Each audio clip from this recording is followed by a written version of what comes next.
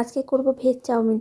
এর জন্য নানা রকম সবজিগুলো বাড়িতে ছিলই ফ্রিজে, সেগুলো দেখছিলাম একটু একটু নষ্ট হচ্ছিল, তাই ভাবলাম সেগুলোকে যাতে কাজে লাগানো যায়, তার জন্য করেছি আজকে ভেজ চাউমিন। পুরোপুরি আজকে ভেজ, জানেন, কোনো রকম চিকেন কিংবা এগ কোনোটাই এখানে দেওয়া হবে না। সোহাগ বারবার করে বলছিল এরকম ভেজ চাউমিন নাকি ভীষণ স্বাদ হয়। পেঁয়াজগুলোকে কুচি কুচি করে কেটে নিয়েছিলাম, তবে তেলটা পরিমাণ একটু বেশি দিতে হবে। পেঁয়াজগুলোকে দিয়ে দিয়েছি।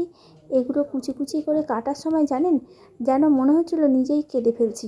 চলুন, যাই হোক, এই রান্নাটাকে ভালো করে কমপ্লিট করতে হবে। দিয়ে দিলাম চাউমিনগুলোকে তো আগেই সেদ্ধ করে নিয়েছিলাম। তবে একটা টিপস বলছি, আমি বলতে পারি, এই চাউমিন সেদ্ধ করার সময় অনেক সময় দেখা যায় যে চাউমিনটা গলে যায়। সেটাকে কী করবেন জানেন, একটু সামান্য ঠান্ডা জল দিলে চাউমিনগুলো ঠিক এই রকমই ঝরঝরে হয়।